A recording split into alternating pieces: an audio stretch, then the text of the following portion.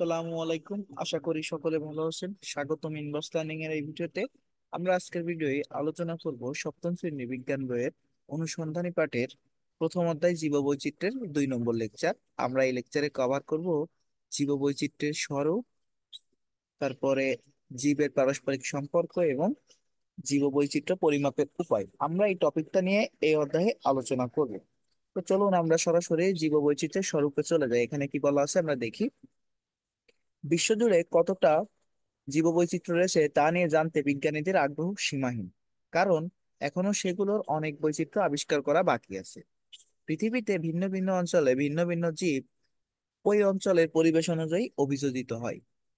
অঞ্চল ভিত্তিক এই জীব জীবগোষ্ঠী এবং তার পরিবেশের জড় উপাদান মিলে যে সিস্টেম তৈরি হয় তাকে বলা হয় ইকোসিস্টেম বা বাস্তুতন্ত্র। অর্থাৎ বাস্তুতন্ত্র কাকে বলা হয়? অঞ্চল ভিত্তিক। এই পৃথিবীতে অনেক রকমের জীববৈচিত্র্য আছে, এইগুলো নিয়ে বিজ্ঞানীদের অনেক রকম কি আছে, আগ্রহ আছে, জানার আগ্রহ আছে। আর ওনারা কি আবিষ্কার করেছেন? আবিষ্কার করেছেন যে ভিন্ন ভিন্ন অঞ্চলে ভিন্ন ভিন্ন ভাবে ভিন্ন ভিন্ন জীবগুলো কি হয়, অভিযোজিত হয়। এই অভিযোজিত জীবগোষ্ঠী এবং তার পরিবেশের জড় জড় উপাদান মিলে কি যে সিস্টেম তৈরি করে তাকে কি বলে? ইকোসিস্টেম। এটা একটু মনে রাখবো। এই বাস্তুতন্ত্রকে বায়োমও বলা হয়। কি বলা হয়? বায়োম। এটা মনে রাখবো। তাহলে কি বাস্তুতন্ত্রকে কি কি বলা হয়? ইকোসিস্টেম এবং বায়োম। পৃথিবীর ভিন্ন ভিন্ন অঞ্চলে ভিন্ন ভিন্ন বাস্তুতন্ত্র গড়ে ওঠে। যেমন সবুজ বনভূমিতে, বরফে ঢাকা তুন্দ্রা অঞ্চলে, কিংবা পুকুর, হ্রদ বা সাগরের পানির নিচে বাস্তুতন্ত্রের ধরন একে অপরের চেয়ে অনেক আলাদা। যেসব প্রজাতির বৈশিষ্ট্য কোনো নির্দিষ্ট অঞ্চলের পরিবেশে খাপ খাওয়াতে বেশি উপযোগী, সেগুলো সেখানে টিকে থাকে এবং সফলভাবে বংশবৃদ্ধি করে। অর্থাৎ সবুজ বনভূমিতে যেগুলো খাপ খাইয়ে নিতে পারে সেগুলো সেখানে সফলভাবে বংশবৃদ্ধি করতে পারে। সেম ভাবে বরফে ঢাকা অঞ্চলে যারা টিকে থাকতে পারে তারা কি সফলভাবে বংশবৃদ্ধি করতে পারে। আমরা যদি এখন অ্যান্টার্কটিকা মহাদেশে যে বাস করতে চাই সেক্ষেত্রে পারবো না, কারণ আমরা সেখানে টিকে থাকতে পারবো না। সেখানে বাস করবে কারা? যারা ওই অঞ্চলের সাথে খাপ খাইয়ে নিতে পেরেছে তারাই বাস করতে পারবে। এটা হচ্ছে বিষয়। এবার দেখি, সহজভাবে বলা যায় বায়োম হলো একটি বিশাল এলাকা যা এই এলাকার গাছপালা, মাটি, জলবায়ু এবং বন্যপ্রাণী দ্বারা চিহ্নিত করা হয়। অর্থাৎ কি বায়োম? কি বায়োম হচ্ছে এমন একটা এলাকা যেখানে সেই এলাকার গাছপালা, মাটি, জলবায়ু এবং বন্যপ্রাণী দ্বারা চিহ্নিত করা হয়। পাঁচ পাঁচটি প্রধান ধরনের বায়োম আছে। কয় ধরনের? পাঁচটি প্রধান ধরনের বায়োম আছে। সেগুলো কি দেখি। জলজ, তৃণভূমি, বন, মরুভূমি এবং তুন্দ্রা।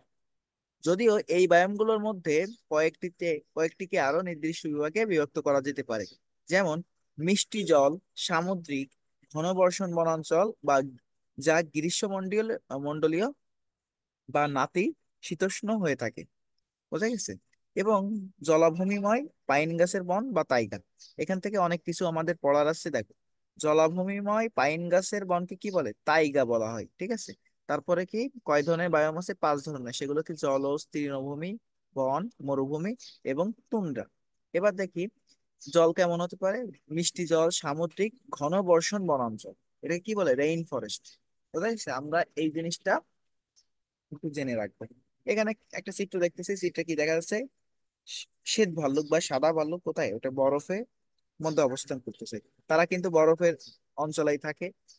কারণ কি? তারা সেই অঞ্চলের সাথে অভিযোজিত হয়েছে এবং সঠিকভাবে ভালোভাবে বংশবৃদ্ধি করতে পারতেছে। এখানে তারা সেখানে মানে সঠিকভাবে বাস করতে পারতেছে, আমরা যে পারতেছি না সেখানে বাস করতে। এবার আসি, একটি পুকুরের পাশ দিয়ে হেঁটে গেলে সেখানে মাছ, ব্যাঙ, মাছরাঙা, ফড়িং এবং আরো নানা রকম পোকামাকড় দেখতে পাবে। তৃণভূমিতে ইঁদুর, সাপ, কেঁচো ইত্যাদি প্রজাতি থাকতে পারে। আর নানা ধরনের পোকামাকড় তো থাকবেই। অর্থাৎ কি তৃণভূমিতে কারা থাকে? সাপ, ইঁদুর, কেঁচো এবং বিভিন্ন রকম পোকামাকড়। আর পুকুরের পাশ দিয়ে গেলে কি থাকবে? মাছ, ব্যাঙ, মাছরাঙা, ফড়িং। আবার বাংলাদেশের একটি তৃণভূমির সঙ্গে কানাডার একটি তৃণভূমি তুলনা করলে দেখবে সেখানকার জীববৈচিত্র্য ভিন্ন। এই বৈচিত্র্য বানানো একটু সমস্যা আছে, ঠিক করে নিও। সবচেয়ে বেশি জীববৈচিত্র্য ধারণ করা বাস্তুতন্ত্র গুলোতে সেখানকার প্রাণী, উদ্ভিদ, অণুজীবের সংখ্যা বৃদ্ধির জন্য আদর্শ আদর্শ পরিবেশগত অবস্থান থাকে। অর্থাৎ কি সবচেয়ে বেশি জীববৈচিত্র্য ধারণ করা বাস্তুতন্ত্রগুলোতে কি থাকে বলতো? প্রাণী, উদ্ভিদ, অণুজীব এর সংখ্যা বৃদ্ধির জন্য আদর্শ পরিবেশগত অবস্থা থাকে। বিশ্বের কিছু অঞ্চল যেমন মেক্সিকো, দক্ষিণ আফ্রিকা, ব্রাজিল, দক্ষিণ পশ্চিম মার্কিন যুক্তরাষ্ট্র এবং মাদাগাস্কারের অঞ্চলে অন্যদের চেয়ে জীববৈচিত্র্য বেশি রয়েছে। বুঝলে কারণ কি, অ্যামাজন অ্যামাজন জঙ্গল কোথায় আছে? এই এই সাউথ আফ্রিকায়ও কিছু আছে, ব্রাজিলেও কিছু অংশ আছে, ঠিক আছে, মানে বিভিন্ন দেশের সাথে এটা কানেক্টেড। এটাকে কি বলা হয় জানো? পৃথিবীর ফুসফুস কাকে বলা হয়? Amazon forest. এবার আসি, বিশ্বের এসব জায়গায় প্রচুর পরিমাণে স্থানীয় প্রজাতি রয়েছে। স্থানীয় প্রজাতি হচ্ছে সেগুলো যেগুলো শুধু কোনো নির্দিষ্ট জায়গায় বিদ্যমান। মানে কি, বাংলাদেশের স্থানীয় কারা বলতো? স্থানীয় প্রজাতি যেমন আমরা, আমাদের এলাকায় কি কি হয়, দেশীয় যেসব পণ্য হয় সেগুলো কি আমাদের এখানকার স্থানীয় প্রজাতি। যেমন দক্ষিণ আফ্রিকার কেপ ফ্লোরিস্টিক, কি কেপ ফ্লোরিস্টিক অঞ্চলে প্রায় 62টি প্রজাতির উদ্ভিদ রয়েছে, যা বিশ্বের আর কোথাও পাওয়া যায় না। অর্থাৎ কোথায় সবচেয়ে বেশি পরিমাণ উদ্ভিদ রয়েছে বলতো? দক্ষিণ আফ্রিকার কেপ ফ্লোরিস্টিকে। বোঝা গেছে? এই জিনিসটা মনে রাখবো, কোথায়? দক্ষিণ আফ্রিকার কেপ ফ্লোরিস্ট। এবং কত প্রকার উদ্ভিদ পাওয়া গেছে? 6200টি। স্থানীয় প্রজাতির উচ্চ সংখ্যার অঞ্চলগুলোকে জীববৈচিত্র্যের হটস্পট বলা হয়। অর্থাৎ জীববৈচিত্র্য হটস্পট কাকে বলা হয়? যেখানে স্থানীয় প্রজাতির উচ্চ সংখ্যা আছে। বোঝা গেছে? স্থানীয় প্রজাতির উচ্চ সংখ্যার স্থানকে কি বলে, বা অঞ্চলকে কি বলে? হটস্পট। জীববৈচিত্র্যের হটস্পট। এবার আসি জীবের পারস্পরিক সম্পর্ক। জীবের পারস্পরিক সম্পর্কে যদি দেখি সেক্ষেত্রে কি দেখবো? পৃথিবীর সমস্ত প্রজাতি বেঁচে থাকার জন্য এবং সেগুলোর বাস্তুতন্ত্রের ভারসাম্য বজায় রাখার জন্য একসঙ্গে কাজ করে। উদাহরণস্বরূপ, চারণভূমির ঘাস ঘাস গবাদি পশু খায়। গবাদি পশু যে মল ত্যাগ করে তা সার তৈরি করে, যা মাটিতে পুষ্টি ফেরত দেয়, যা আরো ঘাস জন্মাতে সাহায্য করে। অর্থাৎ কি আছে, এখানে ঘাস থাকে, এই ঘাস একটা গরু খাচ্ছে, মনে করে এটা হচ্ছে গরু, যদিও ভালো আঁকতে পারি না, গরু খাচ্ছে। খাওয়ার পর কি করতেছে, গরু যে মল ত্যাগ করতেছে, সেই মল সার তৈরি করতেছে, সেই সার থেকে আবার ঘাস উৎপন্ন হচ্ছে। এভাবে কি একটা প্রসেসের মাধ্যমে চলতেছে না? আমরা সেখানে দেখতেছি এই সার কি করতেছে, আবার ফসলেও ব্যবহার করা হচ্ছে।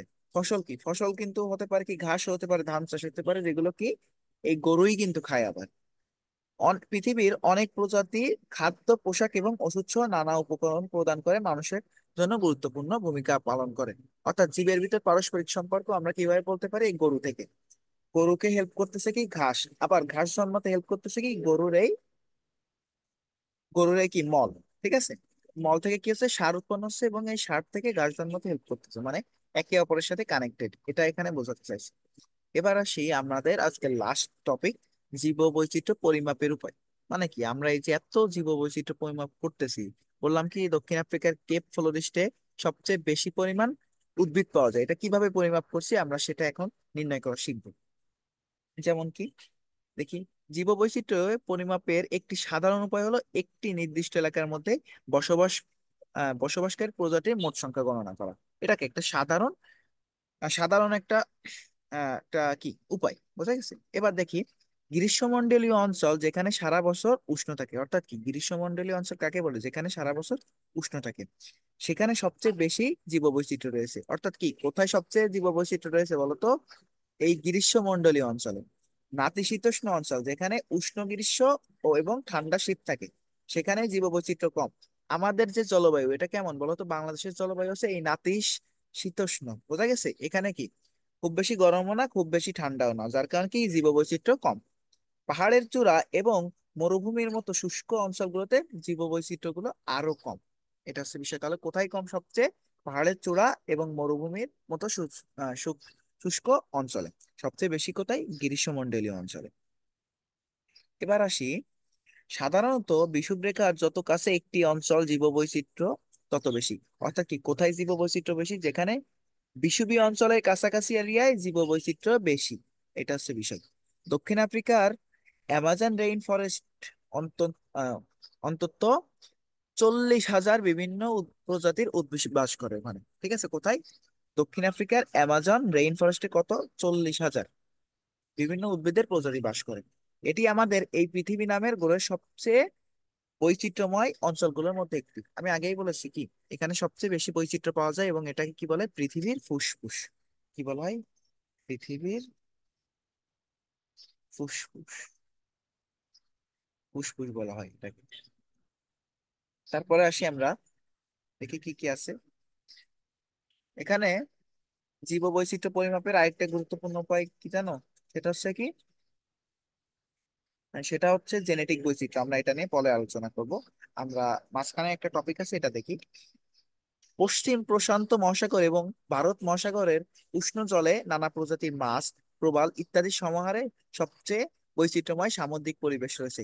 অনেক প্রবাল মিলে প্রবাল প্রাচীর তৈরি করে। আচ্ছা বলো তো, প্রবাল প্রাচীর কেমনে তৈরি হয়? এটা তৈরি হয়, অনেকগুলো প্রবাল মিলে প্রবাল প্রাচীর তৈরি হয়, যেগুলো আরো শত শত প্রজাতির জীবের বাসস্থান। এসব প্রবাল প্রাচীরের ক্ষুদ্র সামুদ্রিক শৈবাল থেকে শুরু করে অনেক বড় হাঙর পর্যন্ত বাস করে। এই যে আমরা একটা প্রবাল প্রাচীর দেখতেছি এখানে, কি অনেক ক্ষুদ্র সামুদ্রিক শৈবাল থেকে শুরু করে কি মানে বড় বড় হাঙরও বাস করতে পারে এখানে। এটা হচ্ছে বোঝাতে চাইছি। এটা কোথায় বলো তো? ভারত মহাসাগর এবং প্রশান্ত মহাসাগরে এমন পরিবেশ দেখা যায়।